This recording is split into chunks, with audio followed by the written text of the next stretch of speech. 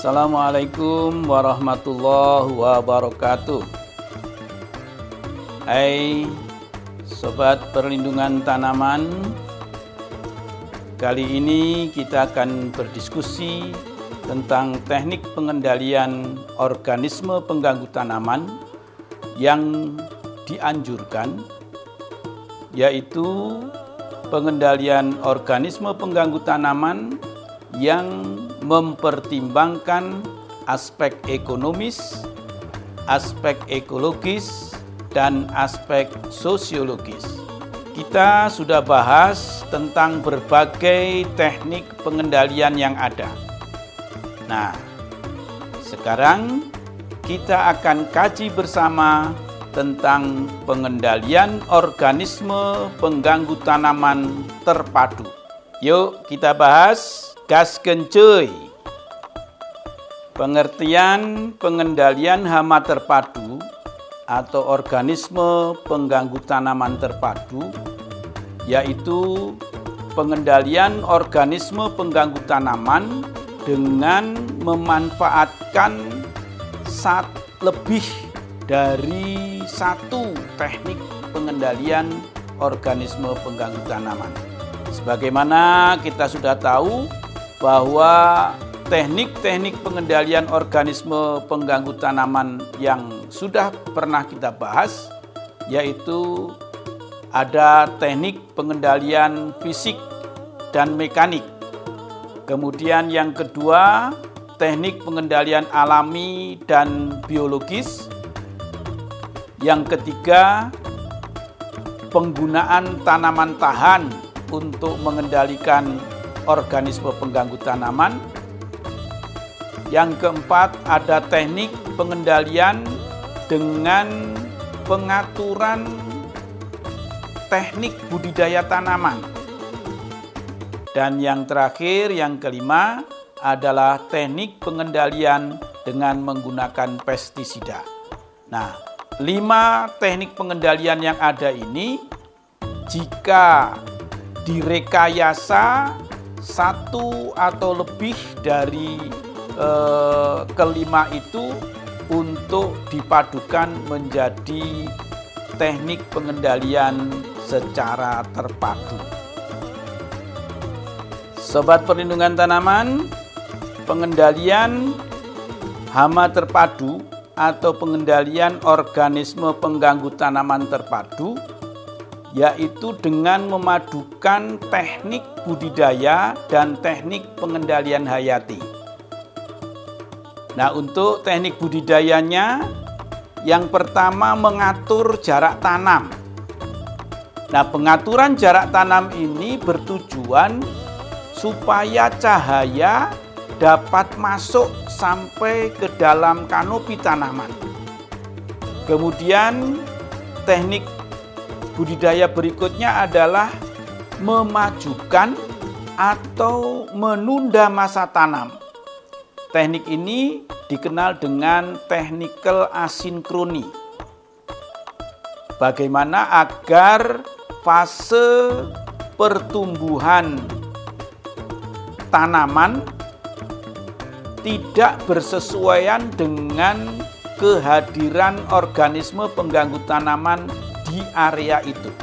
Kemudian teknik yang ketiga diantaranya adalah penggunaan pupuk secara berimbang. Nah, pemupukan yang berimbang ini bertujuan agar tanaman tumbuh sehat dan produktif.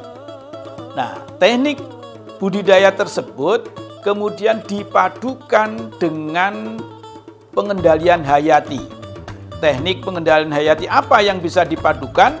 Di antaranya adalah membuat refugia di area lahan.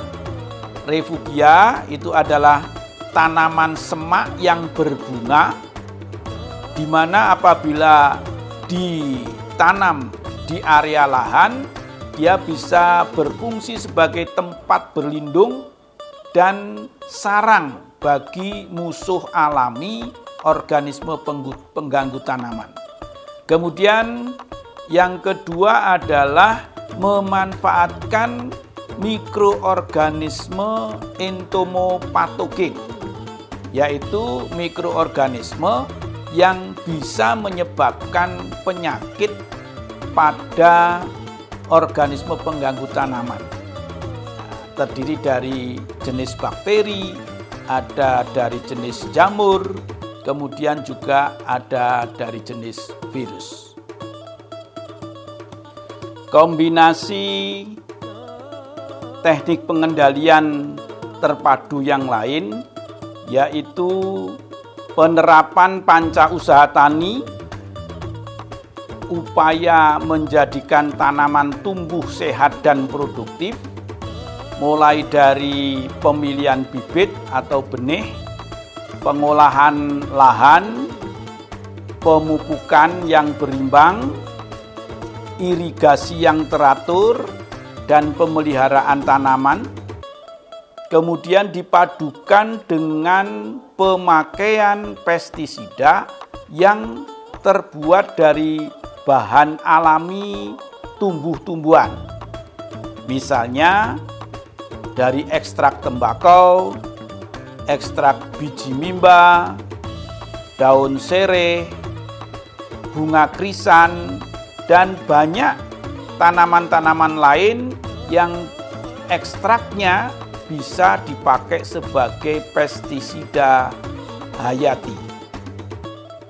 Alternatif berikutnya yaitu pemanfaatan predator yang dipadukan dengan pengendalian menggunakan pestisida anorganik. Ini biasanya dilakukan untuk mengendalikan hama tikus, binatang yang hidup sebagai pemangsa binatang yang lain. Predator yang dikenal sebagai pemangsa tikus adalah burung hantu.